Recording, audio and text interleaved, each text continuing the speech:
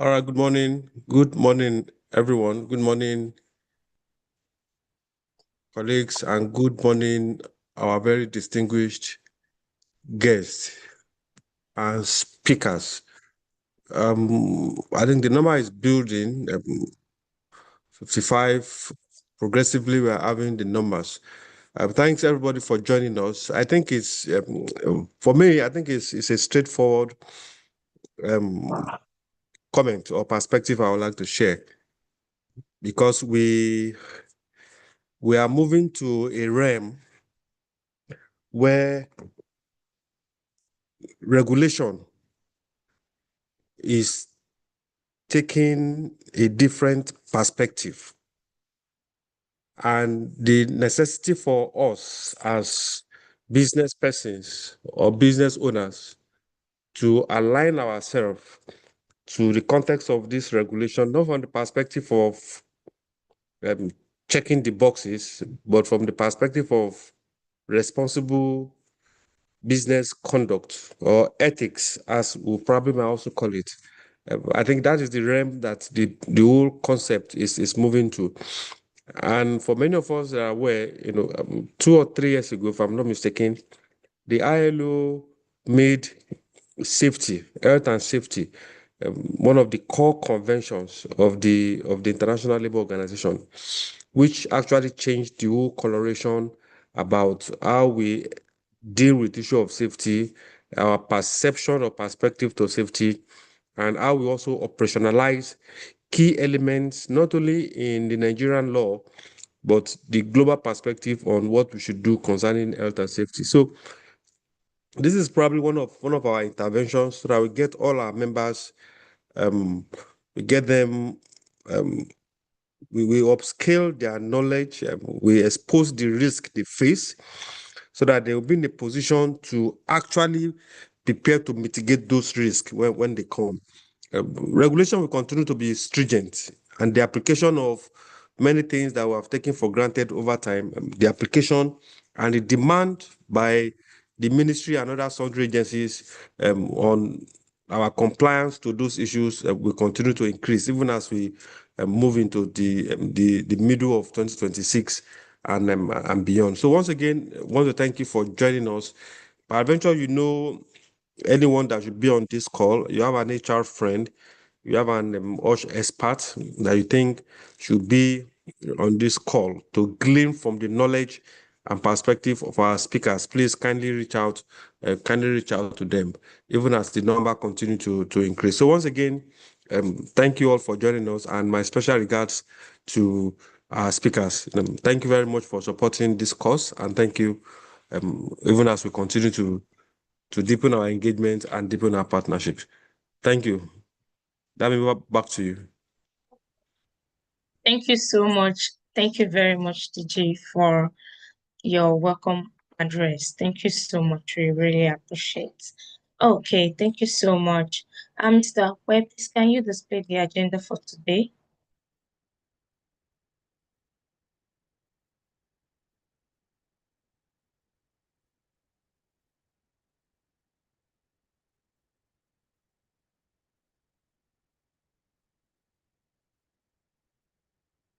Etty, please can we have the agenda?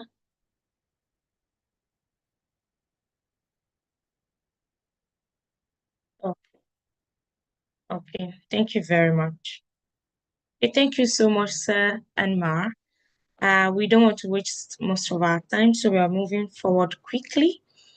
We'd like to go into the next on our list, that's strengthening occupational safety regulation and enforcement in the workplace section, which will be taken by Ms. Florence Ogogo. Ms. Florence is a director of the Occupational Safety and Health at the Department of Federal Ministry of Labor and Employment, Abuja. She holds a master's degree in safety and environment from the University of Benin and has over 30 years of extensive experience in occupational safety and health practice in Nigeria.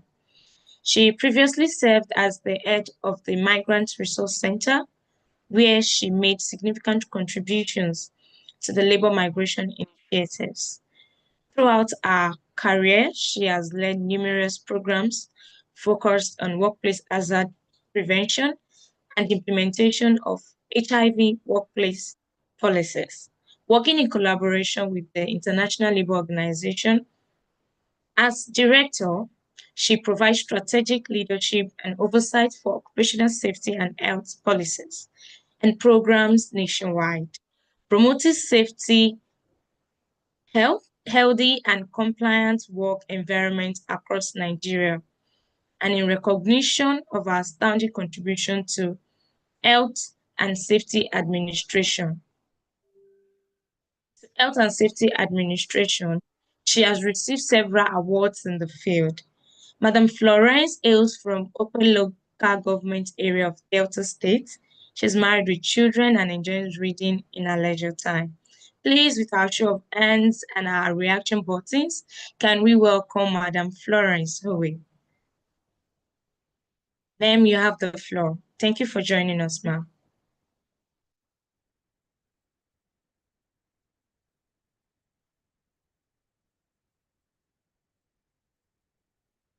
Madam Florence, you're welcome, ma'am. Thank you so much for joining us.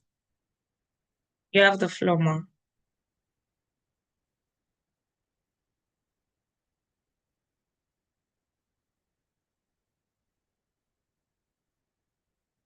Okay, so while we wait for Madam Florence to join the call, I believe she's already on the call, probably some.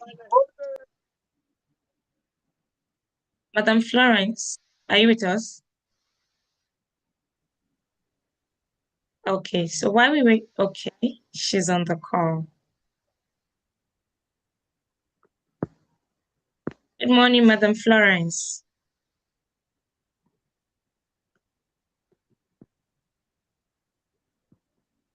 Madam Florence, are you with us, ma'am? Okay, so I believe she's having some technical glitches.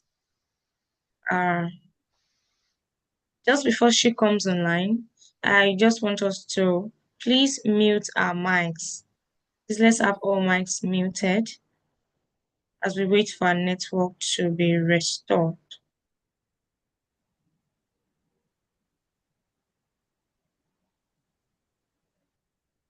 Okay, Madam Florence, please can you hear us? Are you with us, ma'am?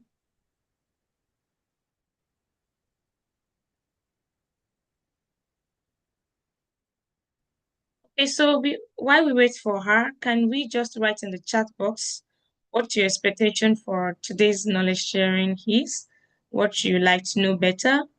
As we know, we are focusing on occupational safety and health. This I want us to put in our chat box.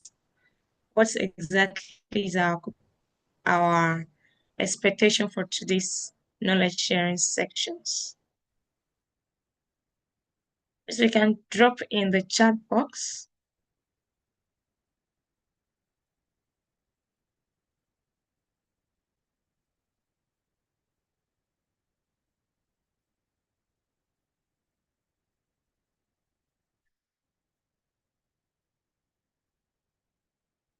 Okay, Madam Florence, are you with us, ma'am?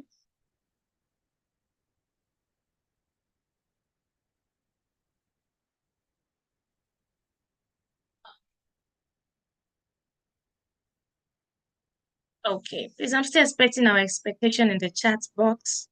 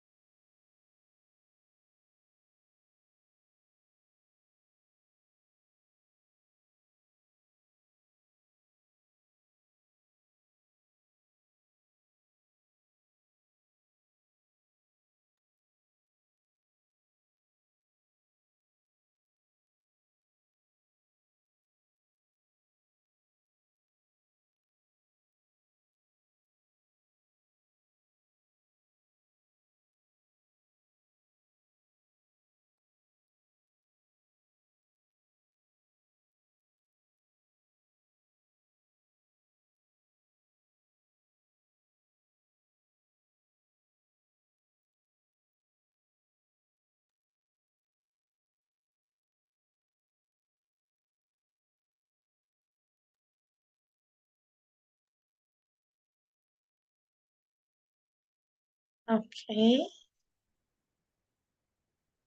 Okay, so while we wait for Madam Florence to be on the call, uh, I would like to move to our second section.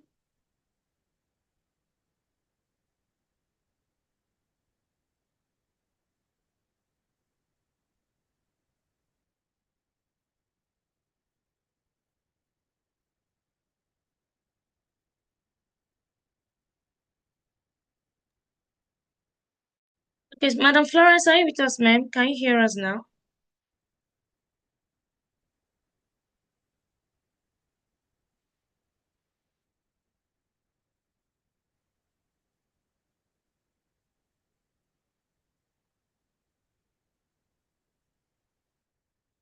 Please, ma'am, you may need to unmute yourself and speak. I see you're trying to speak.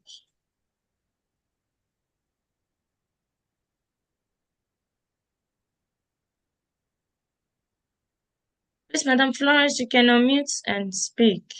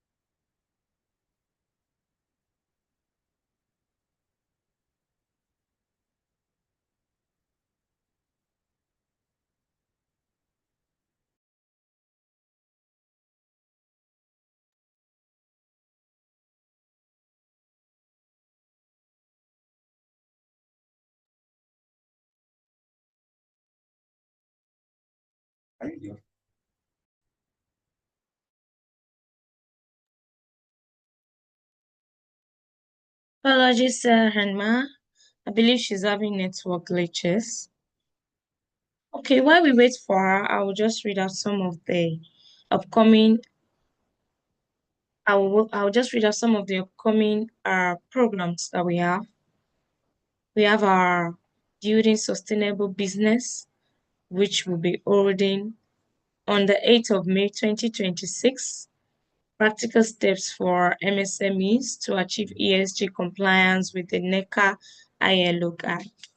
Okay, and also from the chat box, I can see some of us already dropping our expectation. Thank you so much. Okay, Adeyemi Famakinwa said, my expectation for this session is to broaden my horizon with regards occupational safety, health, and apply it to my professional role. Okay, thank you so much. I expect, okay, Madam Funke, I expect to have more understanding on how best to make people own the issue of compliance, not just as a process, but necessity. That's a good one. Thank you so much. So I'm expecting more in the chat box. And our other program is the Job and Employability Fair, which is scheduled to hold 13th to 14th May 2026. The 13th is going to be a virtual program. It's a 2-day program, but the 13th will be a virtual program. And the 14th of May is going to be the physical one, which will be holding at Nectar House, Alausa, Ikeja. The theme for the program is empowering talents, building skills, and driving inclusive growth. Okay, so we hope to see you. You can also share the flyer to as many job seekers. Okay, we have more. I expect to have more knowledge on safety measure in my working place. Yes, thank you so much, Ifine. Okay, so Madam Florence, are you back online? Are you with us now?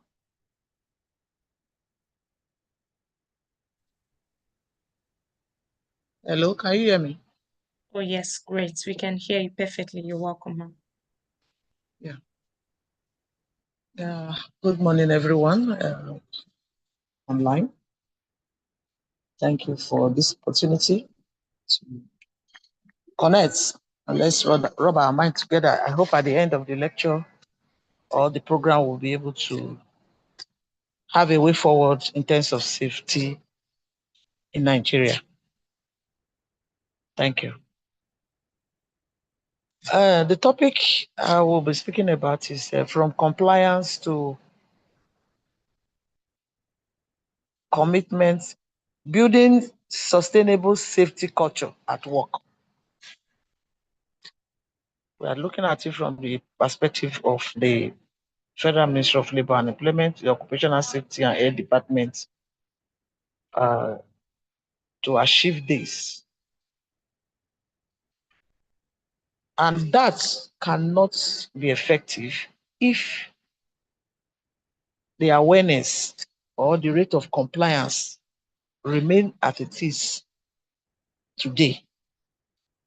The only remedy to the safety culture is building a strong cultural system that will give us the capacity to improve on the standard of safety in Nigeria.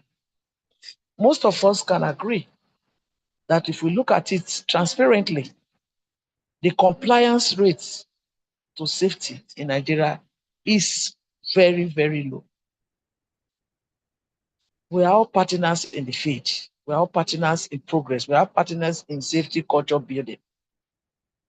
The government, the employer of labor, the tripartite platform is bent, is have all the given rights to adhere to compliance in terms of safety in our working environment, both the formal and in the informal sector. That is quite stated in the Factories Act. Although the Factories Act is obsolete, looking at the penalties in terms of offenders, but that is the present law we have at hand. Until that is reviewed, we still stick to the 2004 Factories Act. And it is built into sections. This law addresses the health, safety, and welfare of workers, and even the employer of labor. The law also addresses the protection of other persons aside from workers, those who come into your premises as contractors, the suppliers, maintainers that come into your premises. As far as they are in that premises, their safety, health, and welfare is the responsibility of the occupier as at that moment. At the same time, we should bear in mind that in safety culture, we have the aspect of the employer, we have the aspect of the worker, and every other person that come into that environment. They have to play their own role in terms of imbibing the culture of safety, even when the supervisor is not present. That is why safety has to go in another dimension presently. The idea of stating and looking at the aspect of safety as the main responsibility of the government, that era is gone. If we continue that era and that culture and that belief system, is going to set us back in achieving the standard we need to achieve. As job system is expanding, as job technological system are expanding, safety issues, safety problems begins to increase because they cannot decrease. We are just getting into that, like we are developing countries, we are just getting into that standard to keep it, keep safety at a higher standard. For that, in the learning process, adapting to this technology, the hazards is enormous. That is why safety has to be the responsibility of the government, employer of labor, in short, everybody in the space of work. Therefore, we are going to look at the aspects. Well, we are going to look at each aspect and each section as it covers the responsibility of the worker and the employer. Workplace safety approach is a legal obligation. Compliance is a legal obligation. It's not an option. But most time we find out from the field that the occupier is thinking, when I say the occupier, that is the owner or the management of the company, is seeing safety as a second thought. That is not a legal binding obligation. Because if there's that belief system that, safety is a legal obligation, you just comply. You don't need to be forced to comply.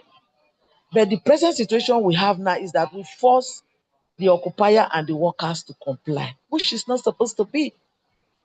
Because in the term of production, if we are looking at employment, we are looking at employment as creating productivity. The management is looking at productivity. At the same time, if safety is not adhered to, that productivity rate will decline because accidents will decline productivity. So these two objectives must work together. That is why the simple question now we are asking is that for the safety practitioners in the field, the safety manager, the supervisor, are they part of the management meeting? To be part of the management meeting is to take responsibility by the management and the safety officers and the employer's representative at the same time when meetings are going on to look at safety issues concerning the type of job and the hazard associated to that particular job. Not until the management be able to see that safety is the responsibility from the security man down to the highest management level in a premises. Not until we abide that culture, decline in safety awareness is going to be our major problem. So I am happy because this drive is not just for the federal government. We need the employers of labor to join hands. The unions should join hands. Because if we are together to push this drive and look at it transparently, then we will achieve more. Because presently we look at the economy, we see that the economy is affecting enforcement because supervisions are not readily carried out at the appropriate time. How many of the factories can we be present at the same time? Even those in the field, the factory inspectors in the field, who have the rights under the Factories Act to inspect, collect sample, investigate accident at any given time, whether night or day, because we have companies who are running night shift. So the act specifies that the factory inspector has the right to inspect in the morning, in the afternoon, in the night, and take samples when it's necessary, and take photographs when it's necessary, and do incident investigation where there's an accident that leads to the worker staying out of work for consecutive 3 days. Presently, that is what we have.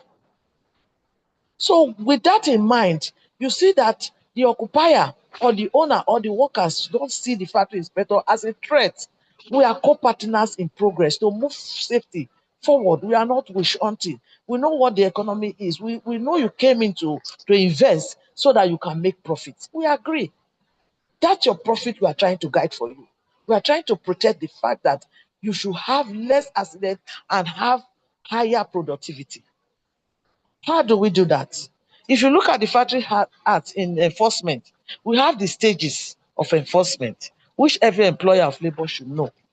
Those stages of employment is what we always adhere to. The first thing is investigation. And that investigation can be in 2 dimensions, by inspection, regular and routine inspection, which is supposed to be carried out in every company or a working place twice annually. If the investigation has a room that the hazard rate is very high, that twice annually could be interrupted to be quarterly, so that we can have improvement. Why are we doing this? The simple question is that we want to be proactive. The objective of Occupational Safety and Health Department is to be proactive. We are not welcoming accidents. We are not welcoming accidents in the working place. Near misses is what we want to see and correct them at that level, at that stage. So improvement notice follow when we see that after investigation, we now send in improvement notice. And that improvement notice take 90 days for you to adhere to the safety precautions. What ABC should be put in place, why you should do A, B, C, and D. That is why we send in the improvement notice. And every factory that we have gone to carry out the third action is we always issue the prohibition notice for 90 days. But most occupiers and workers look at it as non-value. So that is why you see the department is taking some actions. It's not we don't intend to come and close up your factory. That's not what we want. We want Nigerians to be employed. We want them to be employed in a safe and working environment. That is the objective of the department. And that we are looking at too. So we are partner in progress. After the improvement notice, when you don't respond to the improvement notice and the inspection comes up and the hazard are still there, we now send him a prohibition notice. The prohibition notice is that this job cannot be done except ABC is corrected. And when that is not adhered to, then the offenders will take legal prosecution. That legal prosecution, we are not doing that because we want to see how we can correct these hazards and the problem at the primary level. That is why we just, caution, repeated talk, repeated instruction. We do that. We have not been prosecuting. If not, we are supposed to go to the other level of prosecution to offenders and effect the penalties according to the Factories Act. That is the other stage. Then, if that stage fails, we go into withdrawal of certificates. We withdraw the certificates legally of the occupier. The registration of that factory, certificate of registration of the factory will be withdrawn. Or the last stage, that certificate, after it's expired, will not be renewed. These are the stages of compliance, enforcement that the department is using. And in all this, you will agree with those who find out that factories were shut down. It was very obvious. I will always say that every hazard are always obvious. They are not hidden. As soon as you get into the gate of the company, you get to go to the gate of the factory, from the gate to the entrance to the production area, all the hazards are all obvious. We are not we are not into construction of building. If you are into construction of building and the building engineers that are present here, you will know that when a building collapses, you know that the architecture or the engineer should be held responsible. Then for the medical doctors who are doing their job, if they do carry out operation and forget a piece of needle or something in the system, the body of the patient, then it will be hidden before it's exposed. That could be curtailed for a period. But for safety, hazard cannot be curtailed. It is obvious. You will be seeing it that this procedure is hazardous, highly hazardous. Handling of chemicals, there are signs to show that they are hazardous. Most people will not, the occupiers will not want to spend in training their workers in proper handling of these chemicals. These are the issues we are facing. If we are not there, we are just partners. If we come into your premises and there are problems, there are hazards, join us to see how we can give the right advice and correct those hazards. Then we are good to go. We are happy. When we come back, we are happy. And we are seeing some other factories who are doing well because their standards are high. Their standards, I don't want to start mentioning them here. Their standards are high.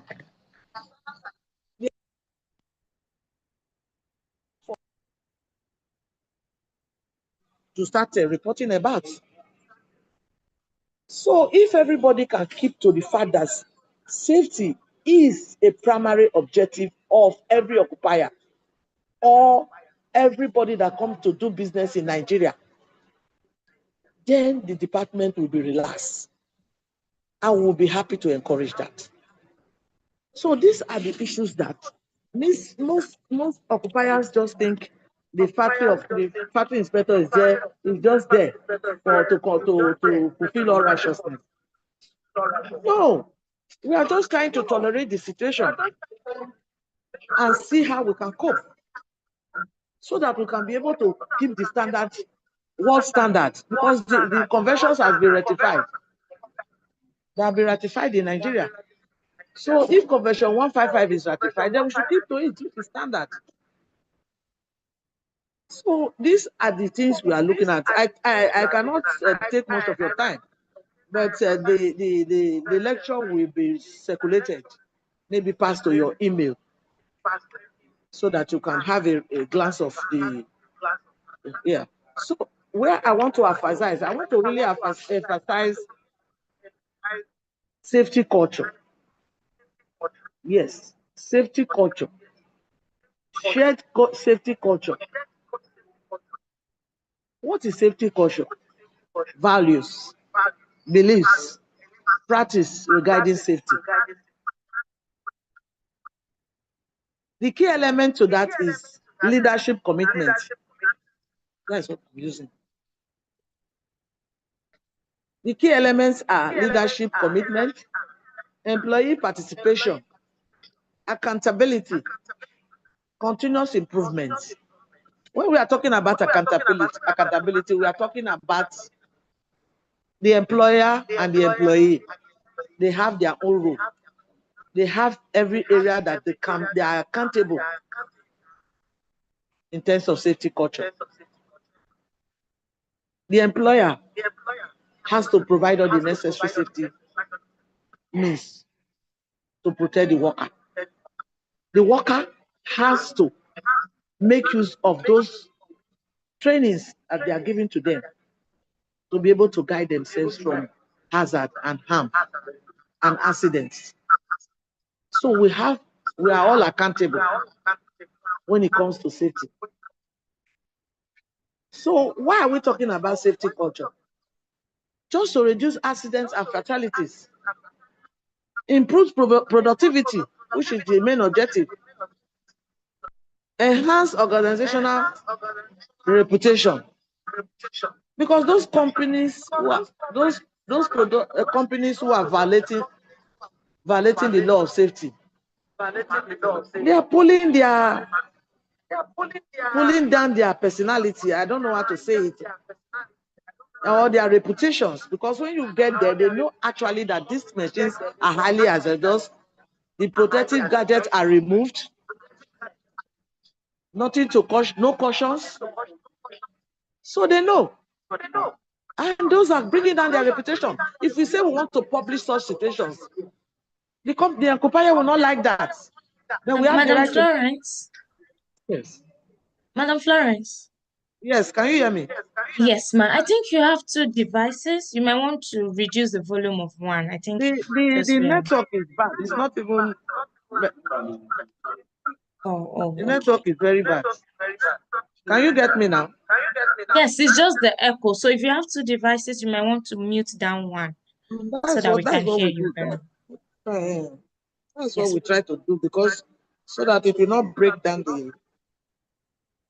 so that the lecture will not be break down. Okay. I will tune up.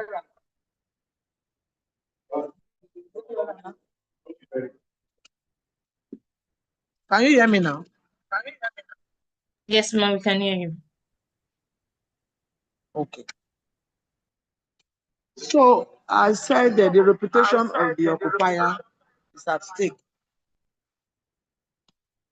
It's at stake.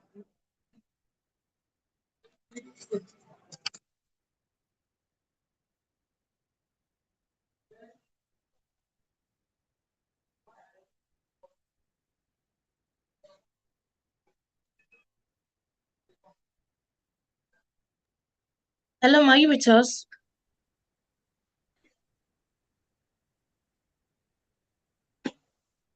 Can you hear me? Yes, we can hear you. Please go on, ma. So, had anything to say about this? Don't say about not react, proactive, then we are proactive. Overview of the parties. 2004. What is the objective? Protect workers' health, safety, prevent workplace accidents and injuries. The section 7, we break down number 2. Section 7 is talking about cleanliness. Section 8, overcrowding of the working environment. Section 9 is talking about ventilation, proper ventilation, there should be cross ventilation. Section 10 is talking about lighting. There should be enough of lighting in the working environment so that they can see their steps and how they are handling it. Section 12 is talking about sanitary convenience. Clean environment depression organizational condition, not just compliance. So where you have a factory where you have oil spill all over the place, you can see that that's a problem. Then overview of the parties as for continuing safety provisions, which is part 3. Section 14 talks about prime movers must be fenced. Section 15, transmission machinery safety. Section 18, unfenced machinery prohibited. Section 19, maintenance of fencing. Those machineries that are fenced, you see that workers sometimes produce them and say production is slow. This is a problem. That cannot be tolerated. If we follow what compliance rate is in Nigeria, we will be appearing in the court every day. So I want to use this medium to say that every employer of labor, please make your safety manager or your safety supervisor part of the management. And the safety managers, supervisors should be able to make everybody part of safety. You cannot change behavior by giving directive only. You can only change behavior if you make a person to be part of that change. And how do we do that? The supervisors could or can, bring every other supervisor and instruct them on how to handle safety issues, where they can even give safety talk after training. So they will feel they are part of the behavioral change. But if you look at yourself and see that you are just on top to give instruction, sometimes it does not work that way. So we need to look at that aspect critically. Then we have machinery and risk control. The dangerous part must be guided. Moving part must be enclosed. Only trained personnel are allowed to operate machines. You don't just bring in a worker, maybe you want to produce for that day. There's an accident that occurred. I don't want to call it dead because we have to keep that. That morning, the operator of that machine was not on duty. Maybe had a problem. But they feel that they must produce that they are supply. Because everybody is on profit, which is okay. But they went outside the gate and got somebody who say can operate the machine and not bring it in and only was electrocuted that money, not up to 2 hours. When the investigation was on, the question was that when was he employed? When was he trained? You cannot hide that, Moving parts must be enclosed. There's no reason for you to open it so it's not working. It's not working. Stop using the machine. Only trained personnel are allowed. Like the recent incident we had in Abuja, where the lawyer was stabbed with the They lost it. It's very sad because the occupier, the business people, they feel that they can continue to use the lifts for 2 years, 3 years without proper examination. Even if you are using an engineer from outside to come and examine, you must send us the issued certificate showing that it can be operated for that period. And if we do take action against this now, many of Nigerians will say, why? Did you tell us we have to examine the lift? You tell us we have to do it. Ignorance is not an answer to the law.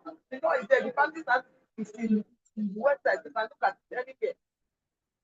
So when we are even, the ministry is just trying to just, handle this issue gradually so that we can develop with time, change our culture with time.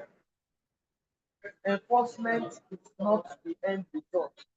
Compliance is the primary result. So these are the sections of Practice Act. Another section that talk of hazardous situations. Dangerous liquids must be covered or fenced. Some companies will bring in dangerous liquid and they will remove the label that shows that this handling this chemical is dangerous. They will pull out the label. I don't know what they do with it, but if you go to the factory, you will not see the label. So somebody who is handling that does not even know the danger. All chemicals are poisonous. There's no chemical that is not poisonous. You will remove the label. Install barriers when you know that those are keeping this chemical. Proper storage. You can install barriers so that people don't get easy contact. Recently, somebody working in the company in Lagos was just walking on the walkway and pick up caustic soda and put it in his mouth. After a few minutes, he started, collapse and was taken to the hospital. We saw that he picked up the caustic soda that was poured when they were doing the road transportation and moving on caustic soda and just put it on his mouth. But if there was some supervisor was following and seeing that because of carrying this caustic soda to the area that is supposed to be kept and saw that the thing give way and pour there, can easily just clean out to pack it off. And that guy will not come there and pick it and thinking that it's sugar. So supervision is a problem. One safety officer cannot supervise a company where you have more than 500 workers. It's not feasible. Ensuring workers respect and maintain themselves. They should respect and maintain themselves. If that guy is seeing something on the plan, go and pick it and put it in his hand. He's not respecting himself. Even picking something from ground, he has health hazard. It's a problem. Then we talk about the last part of the welfare provision. Section 40, drinking water. There must be clean drinking water in the working environment. Section 41, washing facility to wash your hands. Bathe, clean yourself during break. Section 43, first aid. We won't get to the companies. Most of them don't even have first aid bus. They don't have ambulance. They don't. So there are a lot of disregard for safety. Before you start taking somebody that just got a cut and bleeding from the company to the hospital, getting an ambulance and even going through the road that are bad, don't going to the road where you have a hold up. If you give him a first aid or treatment, you must stop the bleeding. Yes. Welfare, respect for workers. Please, management.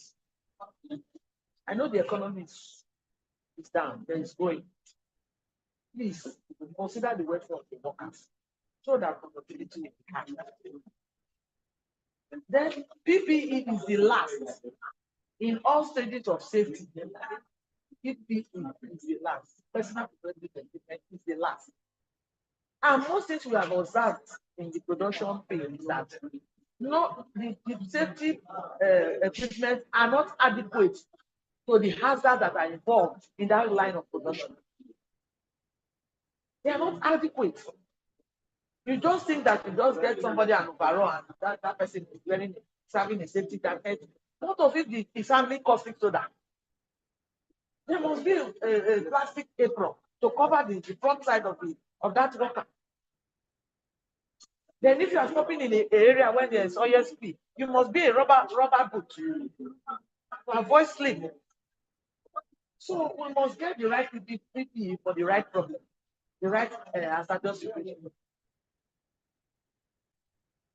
So I want to talk about why this safety standard is not moving. We see that the laws that are existing, they are obsolete.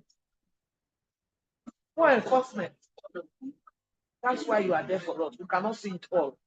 We are partner in progress. Please help us look at it. Then you have situations that respond is not coming from the workers or the management. Let us know so that we can advise technically. Okay. Lack of accountability. Workers are saying it's management. We need to provide this, provide that. They are not taking of their own safety. They are not taking their culture right in the right place. They just feel that management must bring just PPE. That is all we need. No. Constant training is needed. Observing and eradicating hazard is a primary solution. So those are the areas that these areas have to be looked at. We have to be committed. Everybody has to be committed. Government can no longer please handle it alone. We cannot just handle it alone. The chapters will come in place. I thank you for the celebration of the World Safety Day.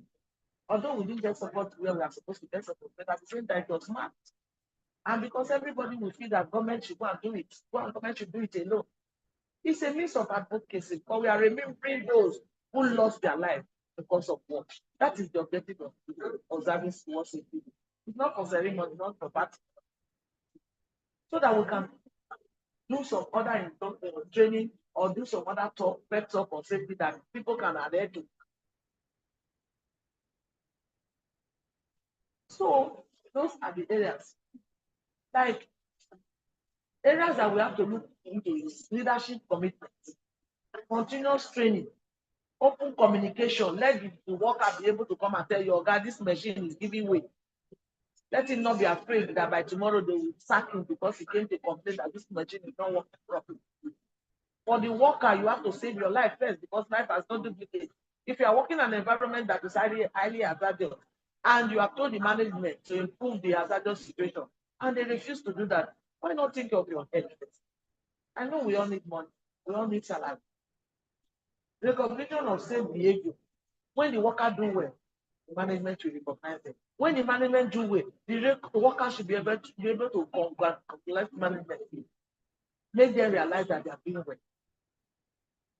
Integration with business goals. We must integrate safety into business goals, not just productivity and profit. Safety must be integrated into that line. Productivity, safety, and profit making.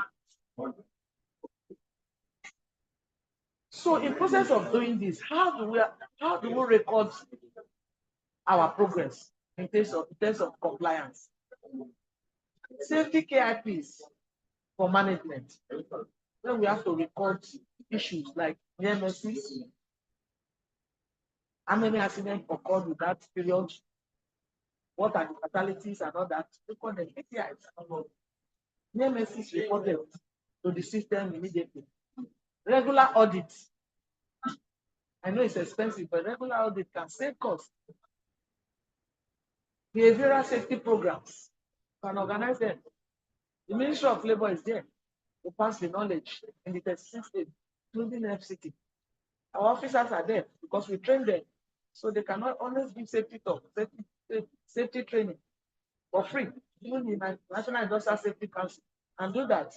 We are partner in progress. We are not charging you for any money. We are not asking you to come and pay. We are happy when we spread this information so that people's lives can be saved. What is the objective of safety? You must feel it that it is your family or your friend or your brother. You just close your eye that the person lost his life because of work. No, that's not our objective. So don't look at the Ministry of Labor or all departments as people who are coming to bully you. We are not doing that. We just want progress in safety in Nigeria. We want safety to be part of management. So those are some insights you have to look at. Organizations with strong safety culture, what makes them have strong safety culture? Fewer incidents. That is one of the signs. Higher compliance, better employment morale. That is, they look at their workers are very important. You see it when you enter the premises. Those things you cannot see as the safety manager there. We see them when we come. So some of our key takeaways today. Our compliance is mandatory. Please, we have been taking it very easy. Because at the time this continues, there are some situations that we cannot handle. We have to take legal actions. So that NECA gets every employer of labor, every business person to be your member. Get them to be your member. Tell them the reason why they should be your members. Tell them the benefit of being your members. Because that will help us a lot. Most of the companies we see all this problem, they are not members of NECA. They don't even understand. They don't even know whether any law exists. Even the lawyers who guide them to establish companies here, did not tell them anything about Practice Act. But NECA can create a phone number where we can tell them where they can know. So they don't even know. Some of them don't know. When they call them, the first time you go there and they will tell you they will call their lawyer. I say, okay, call your lawyer. When you're asking the lawyer, do you know anything about Practice Act? They say you have never seen it. He doesn't even know what is Practice Act. But you only know that factory comes to Nigeria, you must register. That's all. So commitment to transformational system. Sustainable safety requires leadership, systems, and culture. That is just all. What systems are in place, culture is there. You are conscious. Those who just sit down in their car in the morning and just put on their seatbelt. Any day they sit down in their car, the first thing they do is to put on their seatbelt. And you make it as a behavior because it's consistent. And after that, the day you sit down, you don't put on the seatbelt, you feel you are missing something. Your intelligence will tell you that something is missing before you even start the car. So it's a culture, it's a behavioral change and a culture that we all have to invite and support each other. That is the only way forward to see standard in Nigeria, so that we can stand in midst of African countries and be able to say safety in Nigeria is advancing. So to conclude my points today, we should move safety beyond just meeting legal requirements. Build a workplace where safety is a core value, not a rule. Thank you very much for having me. Thank you so much, Madam Florence. Please, with our reaction box, can we thank her? Thank you so much for that wonderful presentation. Thank you so much. Thank you so much, Ma. So she said, hazard cannot be contained. That's one of the things I held onto in this lecture. Hazard cannot be contained. She also said, make your safety officials part of the management. So when we are making managerial decisions, our safety officers should also be included. So she also made mention that safety supervisor should make everyone's safety officials integrate safety into your business goal. Thank you so much, Madam Florence. That was a very wonderful one. Thank you. Dear audience, please, you can drop your questions in the chat box. We'll refer to them. There's a time for interaction and question and answer.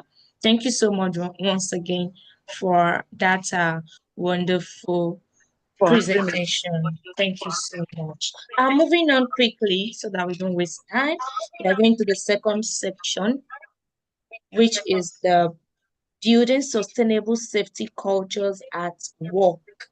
And this is going to be taken by Professor Innocent Okunamiri, who is a seasoned health and safety and environment expert and chairman, managing director of Rifosons Nigeria Limited.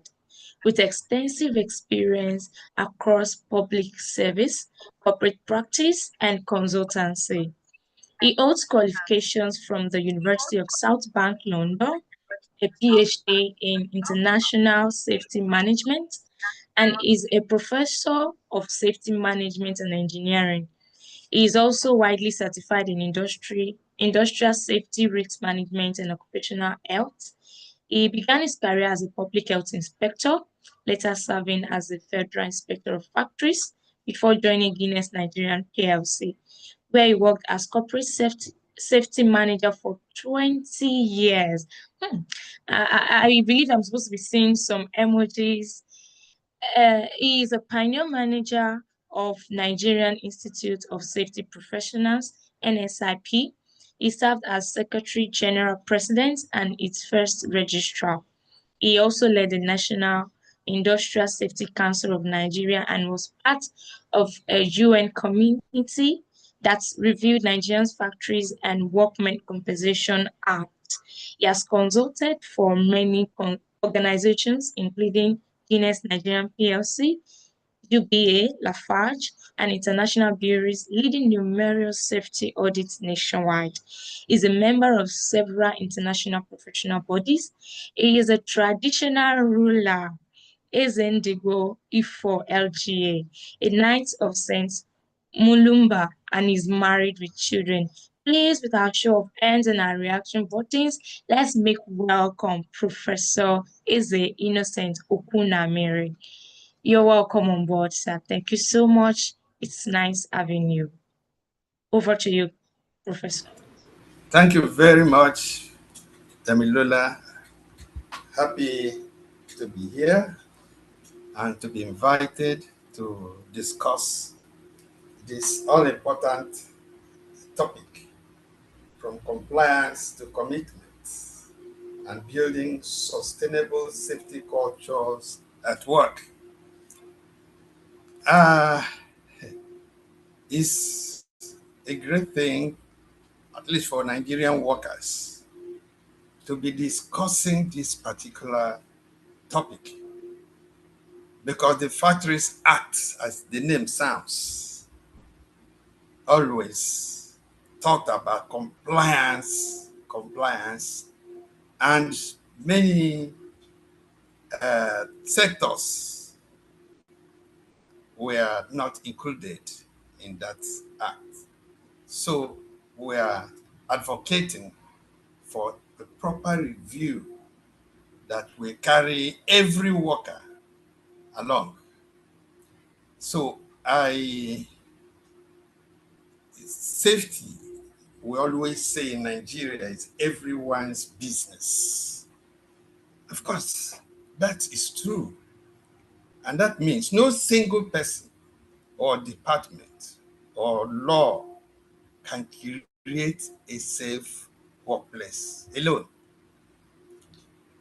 But compliance has kept all of us out of this, because if you don't comply following the rules or regulations set, then you are taken to court. But commitment brings all of us together. And when you leave your home in the morning for work, you tell your family members, your wife, your children, we see in the evening. But unfortunately, not everyone returns home alive. Some even end up in the hospital. It's unfortunate. So, unfortunately, our current system is built on compliance, not commitment. Like the Factories Act, we call it Factories Act 2004.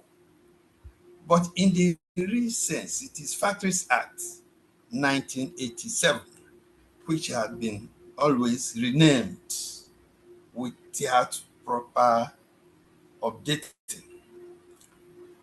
So, for decades, we have measured safety by checklists, fines, and PPE registers. Yet, we are told that 2,000 workers die yearly. So in this paper, we're asking, how do we move from ticking boxes to changing beliefs? From Federal Ministry of Labor and Employment Enforcement to CEO, Chief Executive Officer's ownership. That's what we're asking. From paying every time they pay for funerals, and now we're saying we should be investing, we should be preventing such deaths and accidents. So I'll show you three things. Why compliance alone failed in Nigeria? And the 6 models that builds commitment, the legislative and policy actions we can take and ensure that we move away from compliance to commitment. The contents of my paper have listed them. First of all, include, okay, let's see.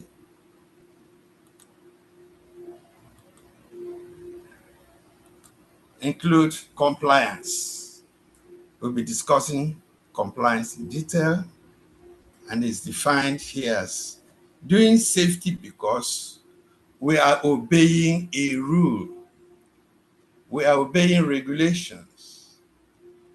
We are trying to comply with what the law says. So compliance gets you through an audit. When you're doing an audit, you want to comply with what the standard has put down. So you only want to conform to the laws, the policies, standards to avoid sanctions. Then commitment is a binding pledge, a promise, or a dedication to be safe. It signifies intense dedication, loyalty, and allocation of time or resources to a goal. What is the goal? When you go to work, you should return home safely. The sustainable safety culture is doing safety because it is what we always do here. It is part of us.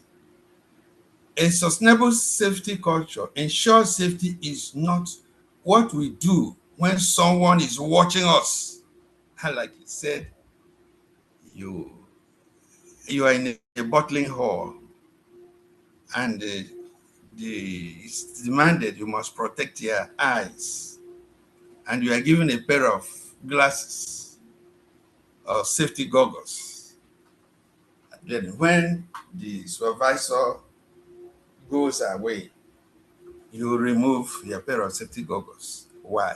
Because you don't understand. Because you are not safety conscious. Then, culture, the shared, learned, and symbolic system of values, beliefs, and traditions, behaviors and material objects that define a group of society or an organization. Culture gets everyone home safe every day, even when no one is watching.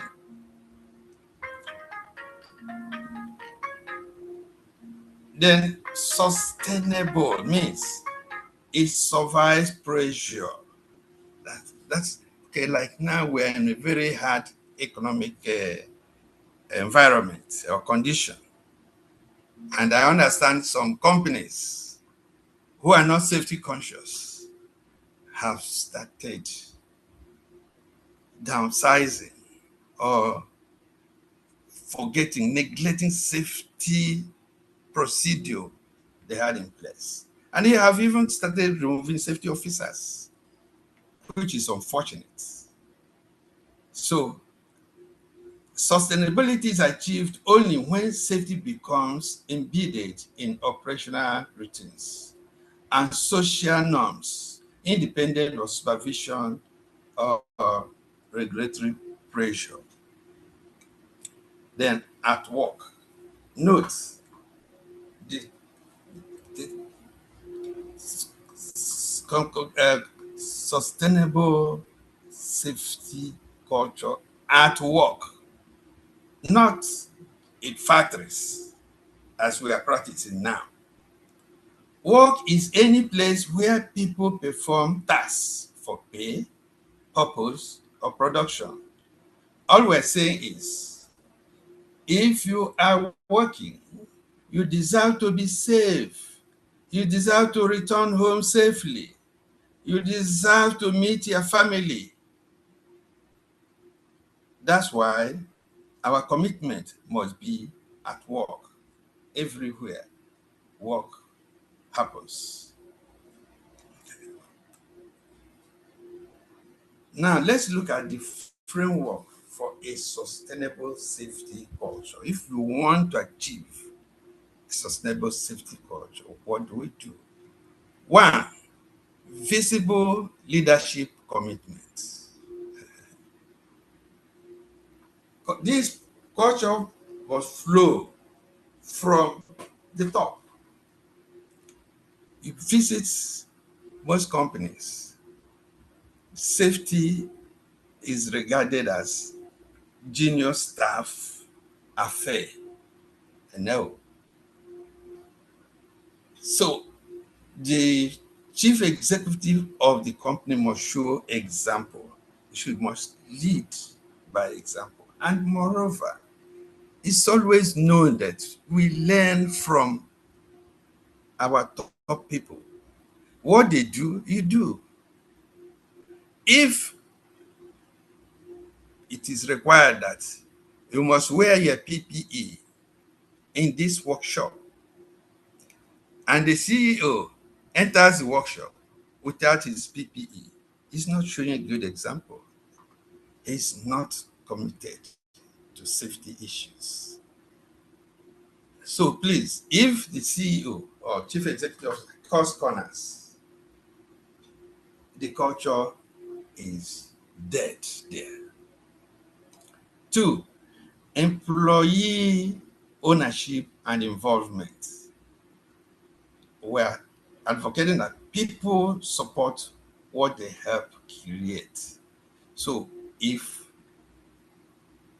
use safety committees, toolbox talks, and hazard hunts led by the workers themselves, surely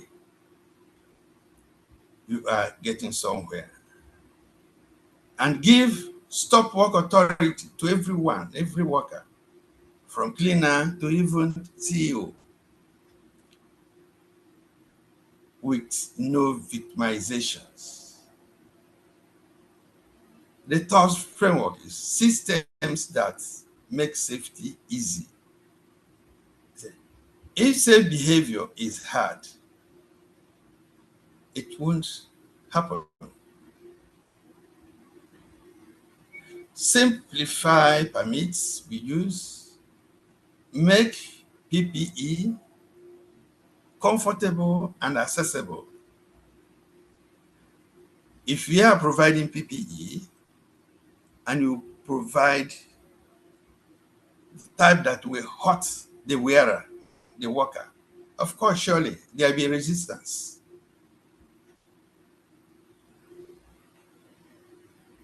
And maintain equipment.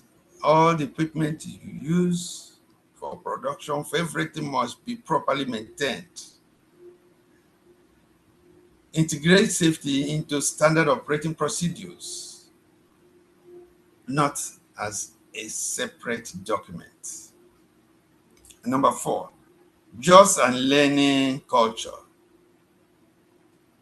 always move from who did it, as like we're doing now. Who did it? If anything happens, they say, who caused this accident? Why? What, are you blind? No, we should ask. Why? Why did it happen? Investigate our near misses. Discipline reckless violations. Note, reckless violations, but coach errors. Share lessons learned across all sides and departments. Like some of the safety conscious companies in Nigeria, what they do, they come up with monthly reports of what had happened in the company and circulate the report for people to learn. Yes. And 5, continuous measurement and feedback. Don't manage only lost time injuries. Yes. Track leading indicators and the percentage of toolbox talks done, hazards closed out, safety observations, training hours, study that. Celebrate milestones. Yes, I know, particularly some of our oil and gas companies will celebrate. We have achieved 365 days without any lost time injury. And it motivates the workforce and always bring feedback to the people. Now let's look at enforcement procedures that build sustainable safety culture. Okay. We always advise that you publish reckless and repeated at-risk behavior. Unsafe behavior should be published. And of course, find a way of disciplining the reckless ones who deliberately did such an act that gave rise to such incidents.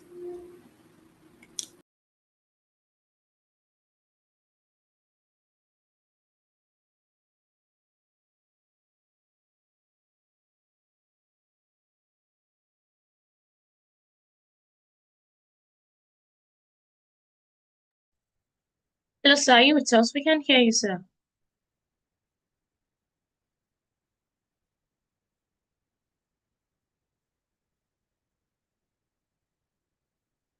Hello, Professor. Please, are you with us?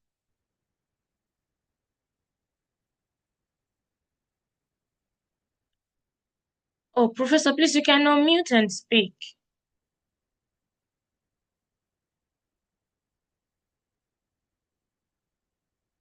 Please, you can unmute and speak, sir. Okay. Does it mean you were not hearing me? I think you mistakenly muted, sir. But we Okay, can so hear you. you can hear me now. Ah, Very well, sorry. sir. Thank you very much. Thank you.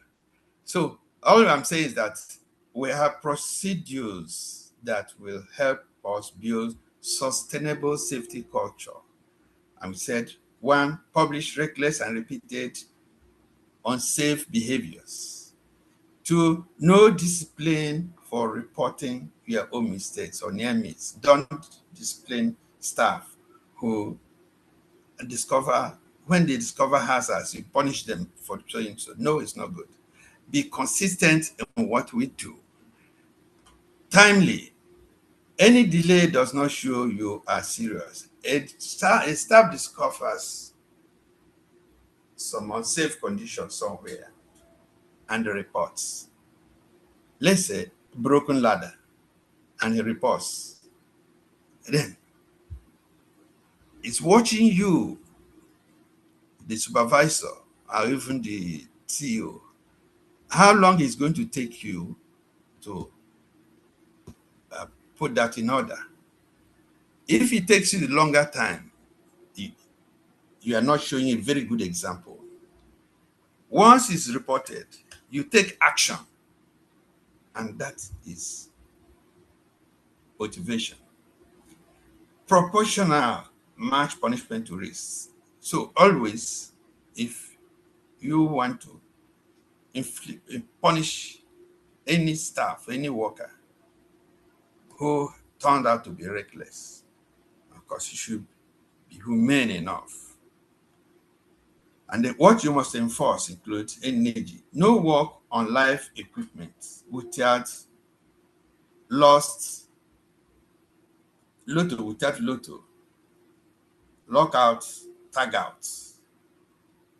That you must ensure that you render the machines equipment safe for any worker to work. If you are doing work at a height above 1.8 meters,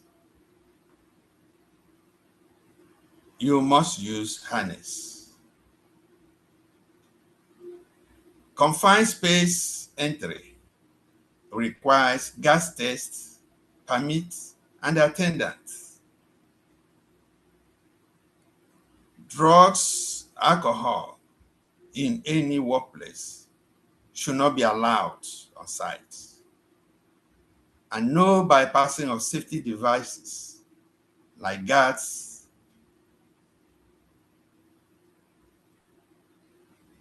interlocks, and alarms. Then enforcement action that actually build culture. 1, publicly praise stop work. 2, supervisor who pushed unsafe acts must be reprimanded. Investigate the system before the person does anything. Use peer correction, give people to correct. The supervisors must be around always. And that's why many a times when we are carrying out some tasks in hazardous conditions or places, we must provide supervisor to ensure that it is safely done. Reward reporting of near miss and hazards. Reward them, and that will motivate them to continue to report. And any reckless behavior must never be condoned. Then on contractor enforcement, I've always advised. I recall when we were carrying out audits of NECA member companies. We saw a lot of things. If you go outside, pick a contractor to come and work for you, the likelihood that that contractor, because of his ignorance, may cause serious damage to your system.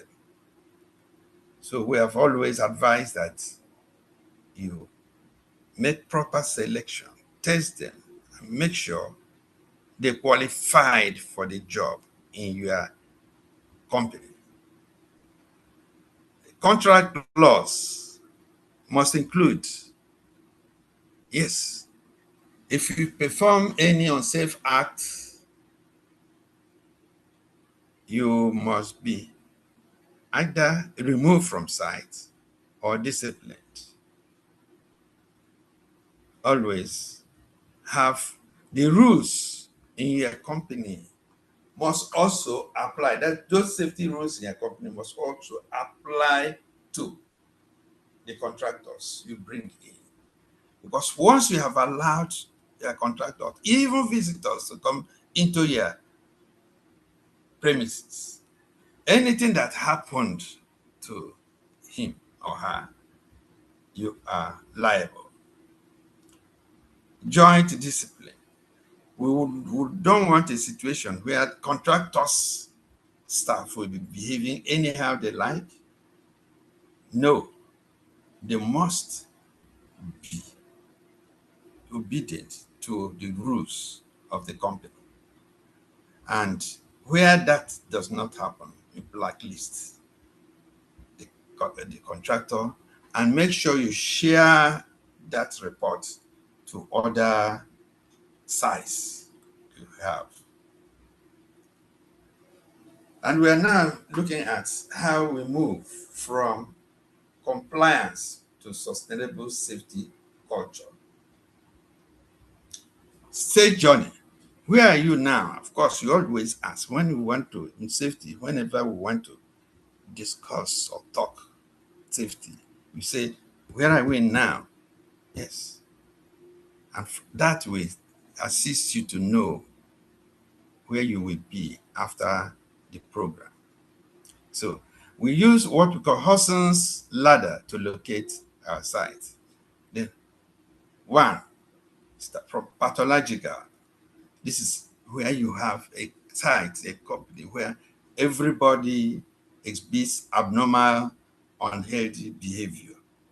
They do whatever they like. Talk about safety, they don't, it's not in their dictionary.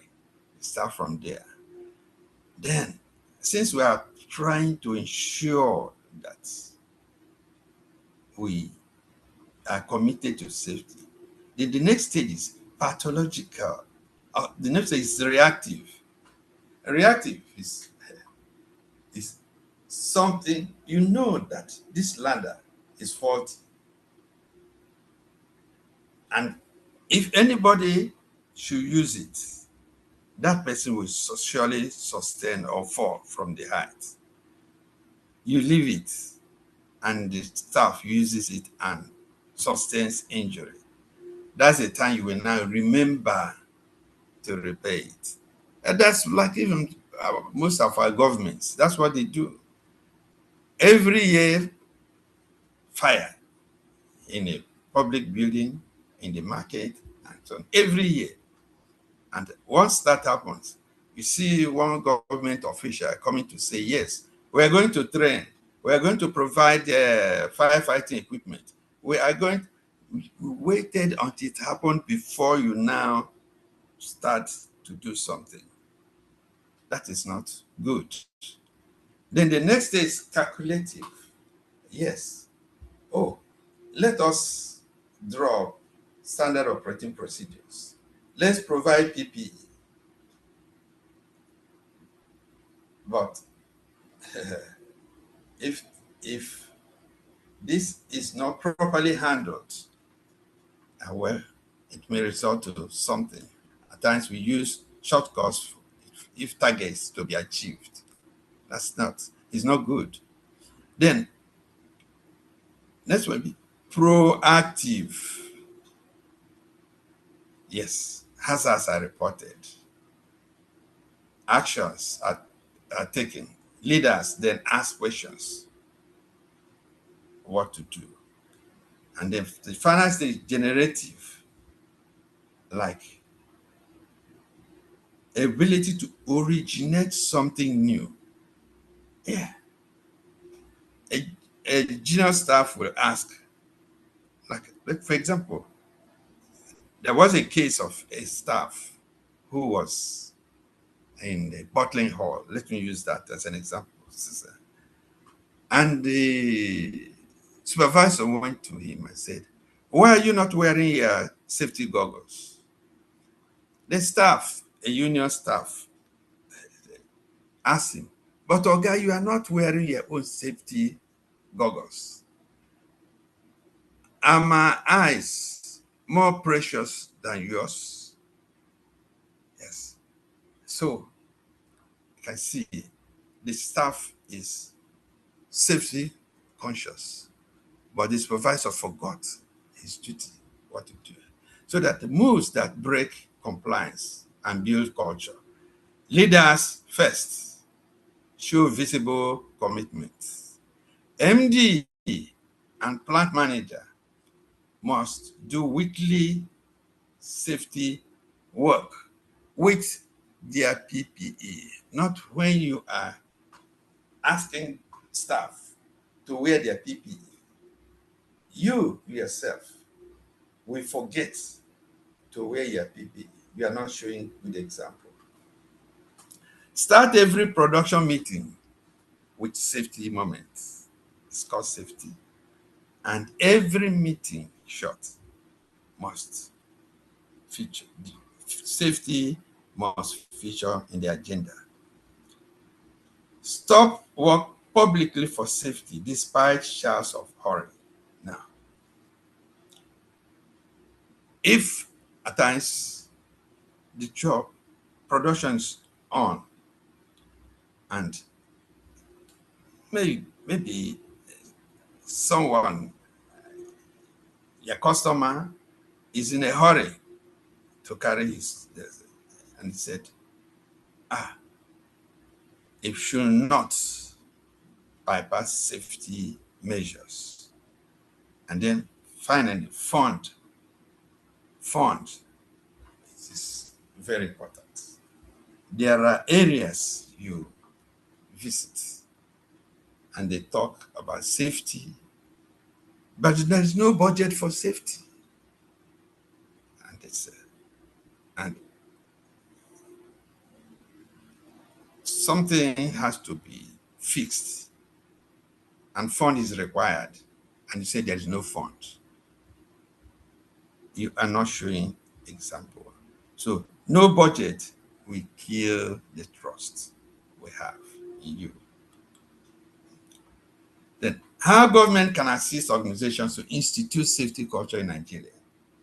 Well, you see, to build culture, government must shift to enable, incentivize, and enforce smartly. That's one. Fix the legal and regulatory foundation. We are now asking, pass the Occupational Safety and Health Bill. This Occupational Health and Safety Bill started its journey in Nigeria in 2005. I happened to be in the committee that revised the Factories Act and included necessary things since 2005. And up till now, 2026, we're still talking about Occupational Safety and Health Bill. That is very unfortunate for a country like us. So, we also advise that the government should update penalties. Of course, the penalties in the Factories Act, which we operate in now, so meager, so low that a company can afford to pay it without anything, without any harm to his company. So, and they were also asking that the government should mandate leadership accountability. I know that in some gas and oil companies, should any accident occur, the CEO would travel to country where he has to explain why that accident occurred. Why was it not prevented? And then legalize stop work authority. Yes. The Factories Act does not carry that. So no staff has any right to stop, except he is empowered by. But if it becomes as part of the law that stop any unsafe act, sure. Number two, strengthen enforcement and make it smart. Use money to drive behavior. Then we're calling on NSITF experience rating. We said firms with good safety culture scores pay. That's what we're suggesting. Should pay 0.5%. Poor performance pay up to 5%. And that will eat deep into the company's resources. So, and that's the time the CEO will get up. Then tax incentives, 2% corporate income tax rebate for those who are complying with ISO 45001 certification or NECA gold level safety culture. Sorry. Yes. Then public procurement link, no safety culture audit, no contracts. So if you are applying for contracts and we ask, oh, Patrick, sorry, sir. Wow. We ask that. Then we request for your audit report. If you say you have not been audited, surely you are not qualified to. So,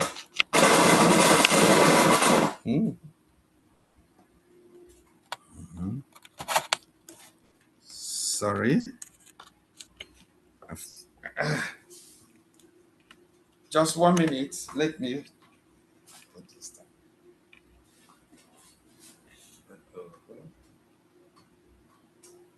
Okay. So, if you want a contract from government or from anywhere, produce your safety culture audit and fund small, medium enterprises that use NSITF surplus to provide free PPE kits plus basics training to informal sector. Build national infrastructure and data and lead by example and educate everybody. The government as model employer, all ministries, departments, and agencies, plus public projects must meet same standards required of private sectors. Okay, you see a situation where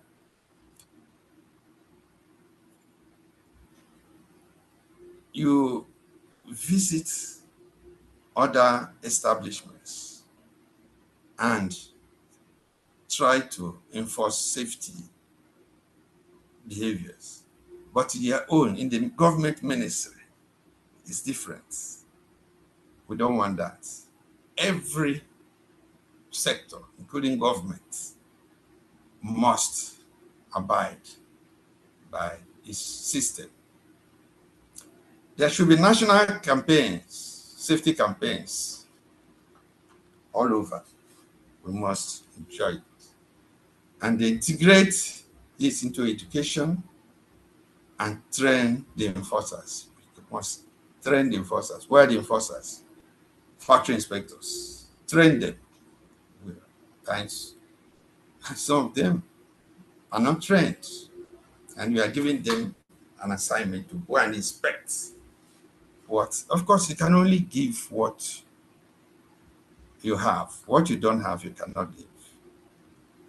We also advise that we should partner, don't just police. Recognize NECA and industry code, join task forces, reward good actors, presidential safety awards. Yes, we have even been talking about honors, national honors, national honors. This safety sector had nobody from that safety sector had even been mentioned in that honor. So, and make sure we publicize it, and that we make safety procedures. Support informal sector. Okay. And then the role of Federal Ministry of Labor and Employment. Okay. We're saying, now, batteries on it. See that? Wow, jeez. Sorry.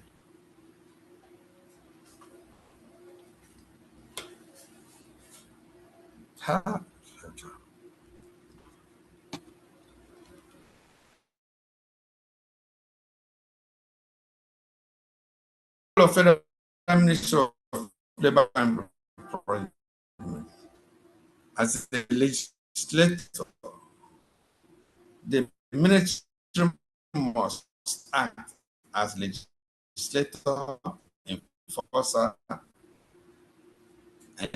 enabler, and convener. We set modern rules. This Factories Act for so many years. So many years. I think we're saying they should wake up and ensure that occupational safety and health bill is passed into law.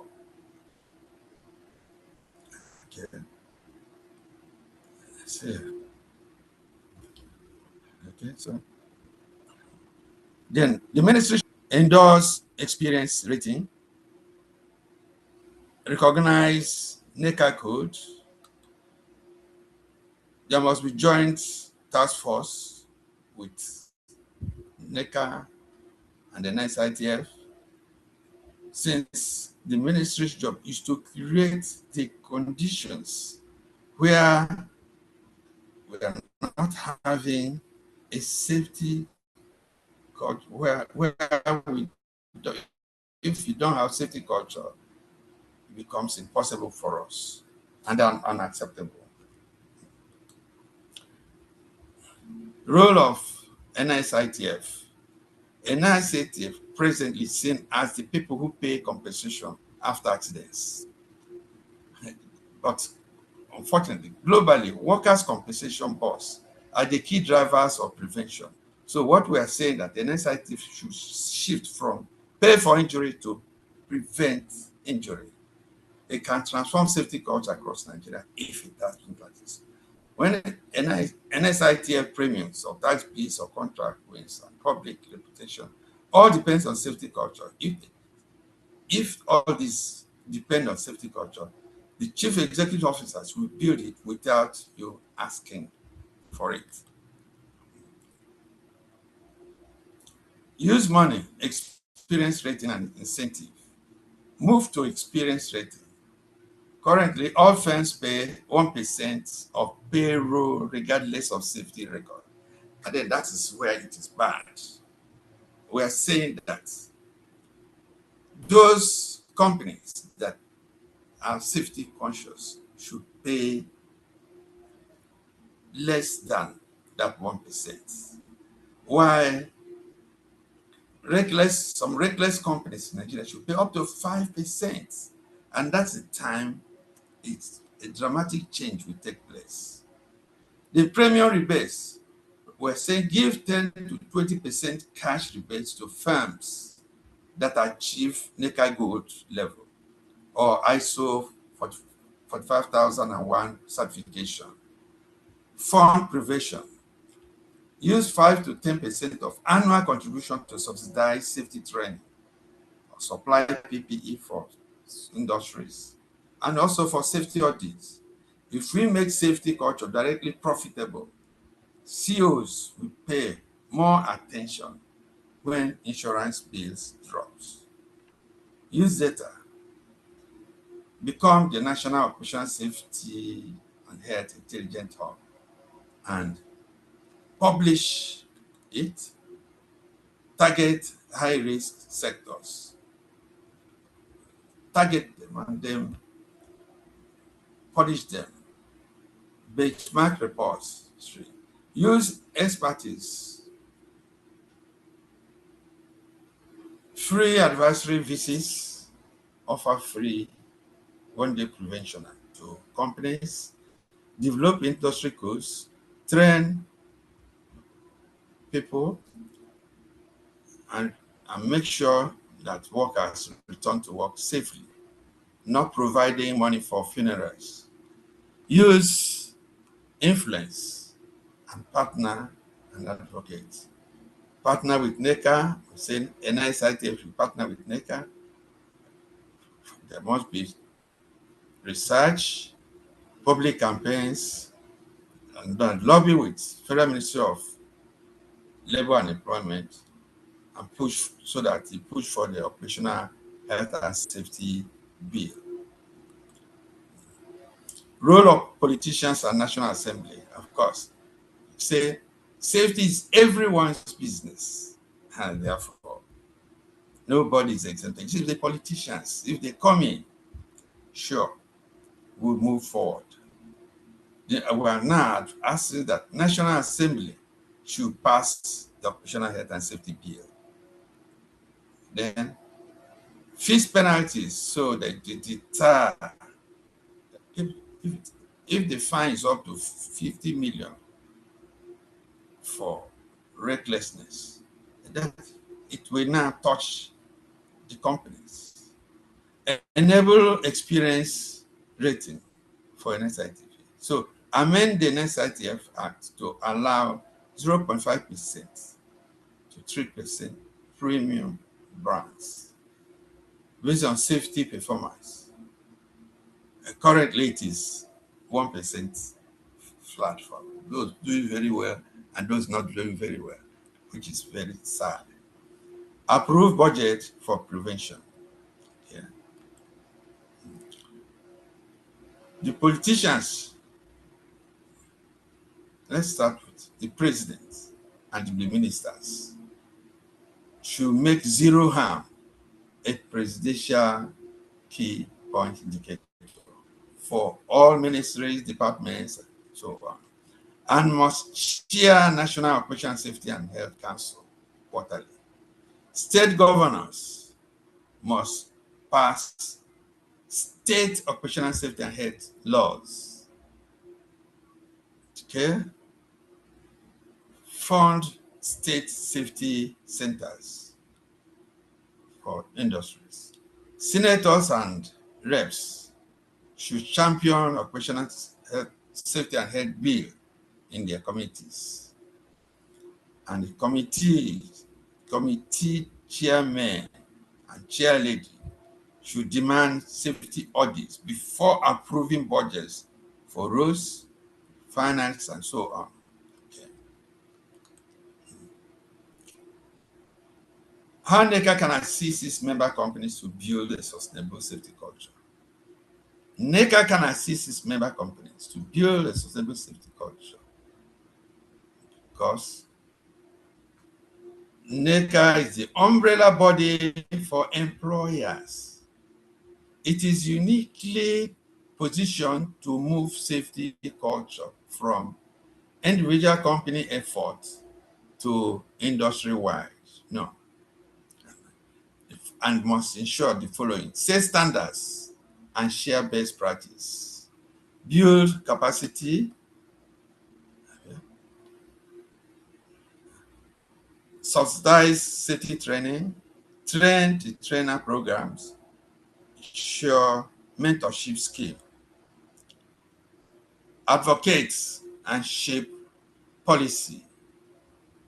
Also, NECA should lobby for occupational safety and health because NECA can do that easily. Then tax incentives, NSITF reform, public procurement, and so on. Create platforms for collaboration, provide tools and resources, and recognize and reward safety culture, certification, public awards, and investors. The summary. Okay.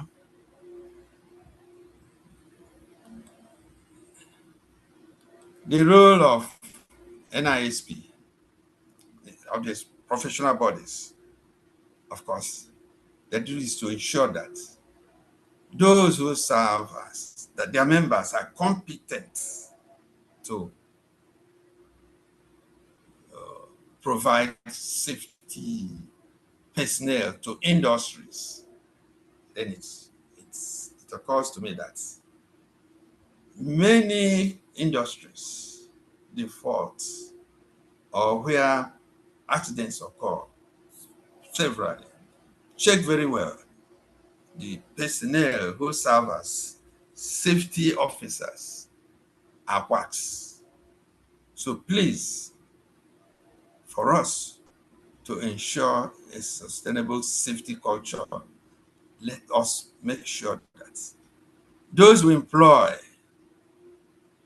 are competent to carry out the job. So in summary, it's now clear that safety is everyone's business. Federal Ministry of Labor and Employment must ensure that the occupational safety and health laws or bill is passed. NICF should play its role. NECA should play its role. Safety body, the guardian of competence. It cannot have commitment without competence. ISPON that must make safety professional to mean something. Workers and unions need 3 rights. 1, stop work authority. 2, elected safety rep to inspect and investigate. 3, just culture, report near misses. And when these 6 work together, you get commitment. When one is missing, you get compliance like it's happening now. So, girls. So, okay. So I've given you some references there in case you want to read further. And then appreciation. We thank you for your attention. And once again, is Professor Innocent Efo Kunamiri, the former president, National Industrial Safety Council of Nigeria, NICN, and former president, Institute of Safety Professionals of Nigeria, ISPON. Thank you for your attention. Thanks a lot. Thank you so much, Well, Professor. once again, I thank NECA for this good job you are doing to educate workers and the chief executive officers of the companies. Thank you. Thank you so Yes. much. Thank you Thank so you. much, Professor. Thank you Thank you. so much for that wonderful presentation. Thank you so much. Thank you. I'm still expecting our thumbs up to audience. Okay, they are giving it. Thank you so much for being on the call. We really, really appreciate you. Thank you so much, sir. Thank you so much. Thank you. Thank you. Like I mentioned, our audience, please you can drop your questions in the chat box. Yeah. We just take 1 or 2 because we don't have much time with us. Thank you so much, sir. Thank you so much. I don't know whether our first speaker is online. While we take those questions, please you can drop your questions in the chat box. There is a question from Madam Florence here. I believe Yes. Madam Florence is still online with us. So, Madam Florence, please, this is for you. The audience said you mentioned obsolete law. So the person is asking, what is the ministry doing to review the law? Okay. Can I answer that question? Okay, Oh, you can. She can also do it. if Madam is there, Madam is from the ministry, is it? Yes, she's from the ministry. Okay, let her answer that. Let's hear from her. Madam Florence, please. What is she doing to review the law? Since 2005, that was the first draft submitted. And I learned that draft is still with the Senate. Nothing happened. And another draft came up 2017. And up to this moment, we're still on there. And the ministry is still working with the Factories Act, where compliance, you go visit, said you didn't comply, you are taken to court. It's not good. We can't continue like that. How many years now? 20-something years. We are still talking about one bill, Occupational Safety and Health Bill. That's, it's unfortunate. Okay. It's, Madam Florence, are you with us, ma'am? Yeah, I'm here. yes, Okay, so the tell question us. says that you mentioned obsolete law. So this person is asking, what is the ministry doing to review the law, ma'am?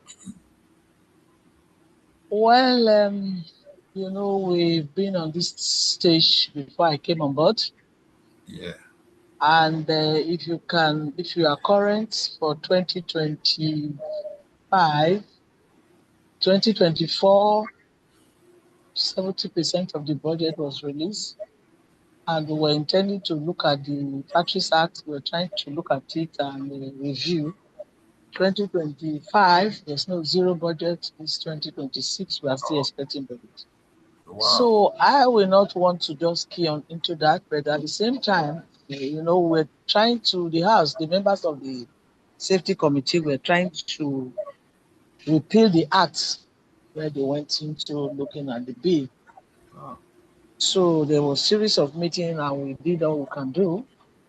With the cooperation of the last permanent secretary, we were able to bring in chip in our own, because our own bill is not out, it's still in judiciary.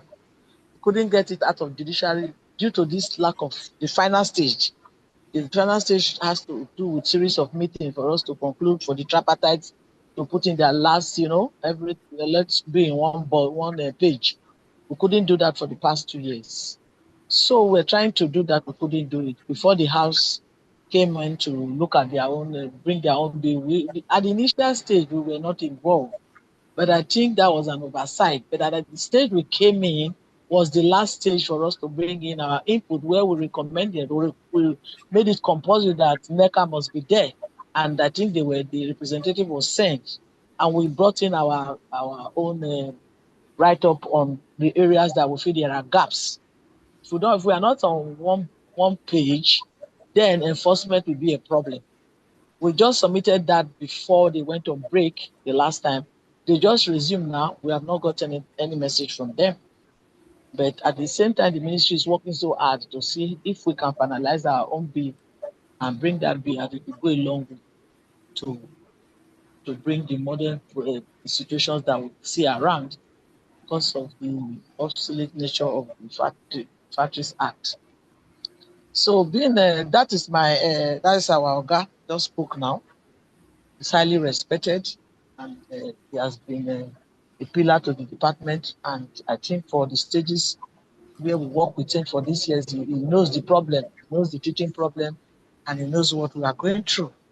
So that is one aspect that is keeping these laws rolling around. Ministry of Labor, we have other departments. We are not just the only department there. Occupational health and safety is just a department there. So when the budgets before now comes in, there are a series of departments that have their budget outline. And the one that comes to us.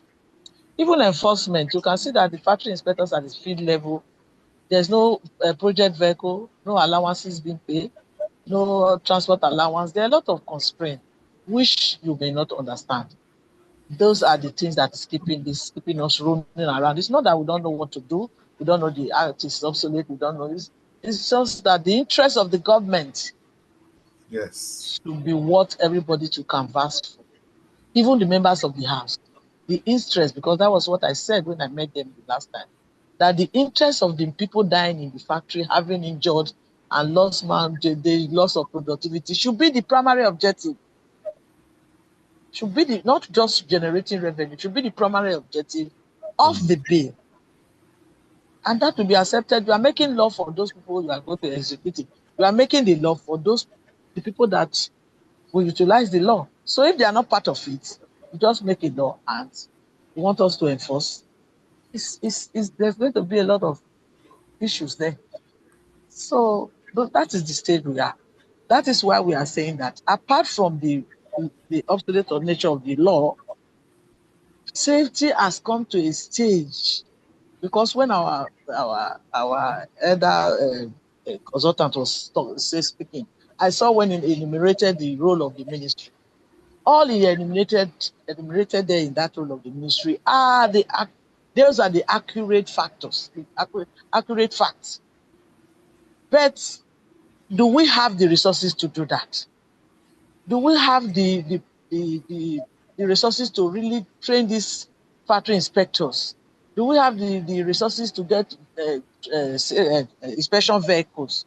That is why the ministry was, the last time the Honorable Minister said in a meeting that we should collaborate. Even when the safety committee came to the office to speak, the Honorable Minister, I said, if we don't collaborate to see how we can enhance the function and duties of the department, we keep on repeating ourselves. We keep on being at that low stage of enforcement or compliance level, or trying to rectify the areas we need to do.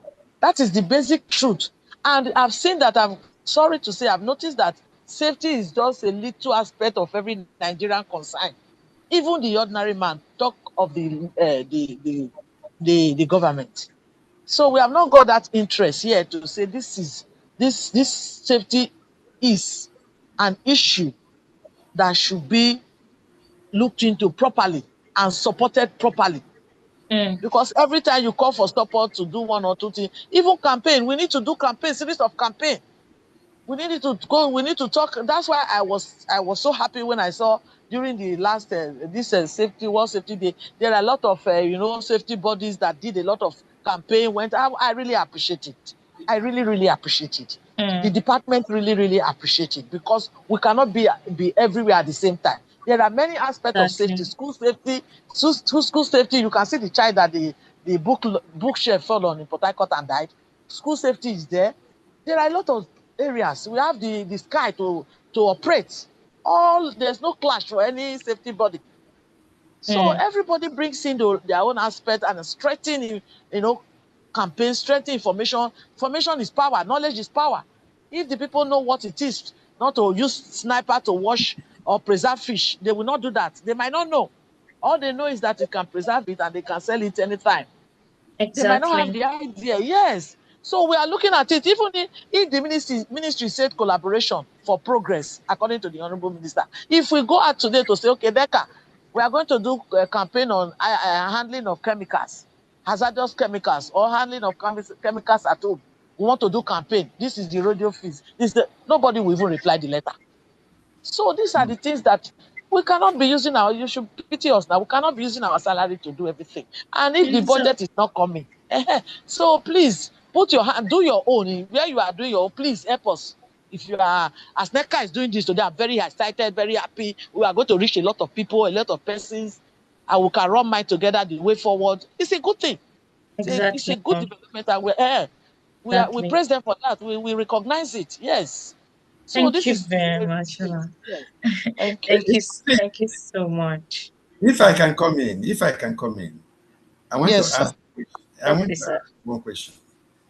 You see, like I said earlier, what you have is what you can give. What you don't have, there's no way you can give that. Is there no way to train these politicians from Senate, National House of Assembly, and the ministers in safety? Because if they don't understand the importance of safety, whatever you tell them, they will turn it down. Can't you collaborate with ISPON and NECA to move in there, train them safety, so that whatever you send to them, they will take that serious? Let me share a case here. When I was employed by Guinness in the 90s, after my 2 weeks induction training, then my boss, who happened to be the general manager, called me and said, Innocent, you have gone around our company. Say yes. Are you, did you find anything that, I say a lot. He said, yes, a lot. What is your plan for us? Then, thank God, after that induction, I drew up annual program for myself. I started with training. I said, heads of department. I included even the general manager, head of. He said, no, no, no, no, no, no. You don't. Our problem is with junior staff. Not. I said, no. For me to succeed, my problem will be with the general manager and the heads of department. He said, why? Because when I request, when I make my request, they will not understand. But if I should train them in safety first, then when I say release staff for training, provide this, they will say, oh, my boss say, oh, you are right, go ahead. And then we went ahead. And first week, I organized training for the general manager and the heads of departments. And they confessed that there were a lot of things they had been ignoring, neglecting, that meant so much to the system. So the question is, can't we train our government officials so that when you Sir, go can to I come in? yes, come in. Can I come in? You can With come due in. respect, sir, you might not know me. I was a younger officer when you were there. Yes, you were, But yes. you might not know me, but I You know I need. gained a lot from your tenure. Thank you. We gained a lot, and we appreciate that, sir. May Thank you God very bless much. you. And you too. Thank You you. know, Thank you. yeah. When you were the NICS chairman, I know what you did. I know Yes. what you did. Despite that Yes. there were issues with the director then and NICN, Yes. you were able to wisdomly address it. And Yeah. the objective of NICN was achieved, Thank you very which much. include training of personnel, Yeah. safety personnel, yes, to a great deal. Yeah. The annual conferences were on. Yes. But what we have, sir, if I open up to you what we had in the NICN current, I don't know. I don't know what to say. The same thing that is still operating in ISPON. Yeah. Now, ISPON, this idea of safety is a profit-making venture or money, oil money or whatever, that is not the way we were brought up. We don't have that, that slogan is not in our blood. Those who are in safety before now. Safety is the interest to save a life, to pass the message, to proactive, to create that proactiveness in everybody, whether in the formal sector or the informal sector. Yeah. That is how we were trained. That's But true. currently, those who would this Eastern Act was given from OSH, from the Factories Act, the OSH department, the director, they did that then because we cannot do the job alone. For ISPON to train these safety professionals, mostly the safety professionals in the department. Because if they do that, they are going to impart the knowledge to them they can use in the field. And that will give a higher drive on safety. But at the end of the day, when we turn around to see, we have three factions. And the ministry cannot work with factions because under Trade Dispute Act, when we have factions, the ministry cannot, there's no way we can work with that faction. So the honorable minister, when I came in, he said that I should give the problem what is going on. I explained how the House called them in a meeting and whatever. He said the ministry has to come in because it's already a form of trade dispute. Refer to the dispute department and all department to see that. And they must come to one. We cannot have three, it's one. And because we are government side. We don't have any, we cannot take side with any side because as at the end of the day when they settled the issue at the house, we were not there. When they came in and questions letter were written to the ministry by occupiers to ask who do we subscribe to? Which faction are we subscribing to? And that was the bottom line why the minister asked for that meeting. And they refused. Up to tomorrow, they refused. They didn't respond. They didn't respond to the letter. Some of them did not accept the letter. So do you want us to go back to work? How do the ministry work with such? You cannot override the government. Not for a government who gave you part of this act. You Sure. can't. That is the Exactly, reality. sir and ma. So that is the stage. I I cannot go back to that issue except they come to that meeting and the thing is corrected from the top. I am not the Yeah. minister, neither am I the okay. department secretary. The minute Thank is you still there in very that. much, ma. So these are the problems, sir. Thank you Not very that we don't much, know ma. what to do, but please, wherever you go, sir, canvass for them to help the department. Let Thank you, everybody Ma. help. Yes. Thank you very much, Ma. Thank you very much, you, sir. sir. Our time is actually very fast spent, okay? I believe the government is working on our behalf. But the thing is, everybody should just be safety conscious. On this note, I would like to also, I would thank our speakers, Mrs. Florence and Eze, Professor Miss Innocent. Thank you so much for joining us on this call. Thank you very much, sir. Thank you. On this note, I would like to hand over the mic or the call to our director, Social and Labor Affairs Project, Mrs. Adenike Adebayo Jala, for closing remarks. Lois, yes, ma'am. Thank you very much, Dami. And thank you to our very distinguished speakers. We can see how passionate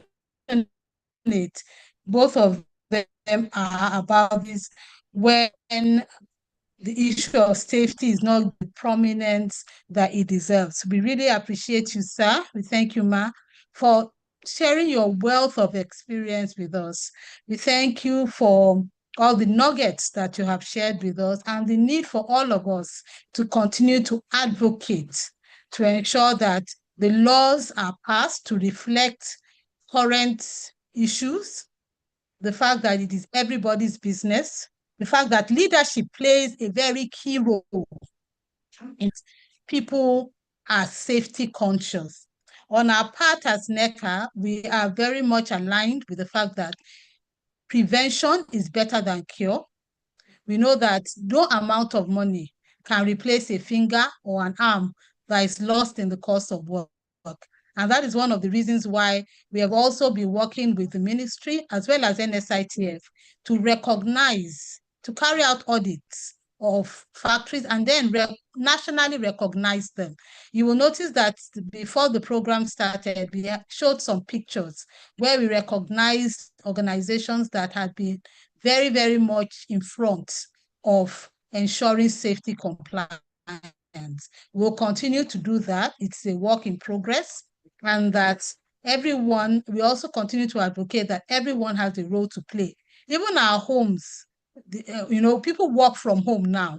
So even our homes have become offices, not necessarily factories, the traditional factory we are all very much conversant with. Even our homes are now our offices because so many people work remotely, and those are the areas that are not reflected in the law. So it is a work in progress. We will continue to do our part and also advocate for everyone to do their part. Thanks more. We want to say thank you to our distinguished audience for being with us. They have been with us. I think we are over 100 now. They've been with us through the conversations and the presentations. And we believe that you have taken away knowledge that you will apply to your various offices. We will continue to carry out sensitization programs from this, and we hope you will join us. We will also be sending you information on how to join NECA, because I noticed some people had asked, and we look forward to welcoming you to the NECA family. On this note, I will say thank you very much for joining us. And on behalf of the Director General, Mr. Adewale Smart Oyerinde, and wish us all a very thank you also, Dami, for moderating so adequately. Thank you to all my colleagues at the back end. Wish everybody a wonderful day ahead. Thank you. Thank you. Thank you very much, ma'am. This IT, you can display our programs. Thank you, ma'am. Thank you, everyone. Thank you for joining. Thank you.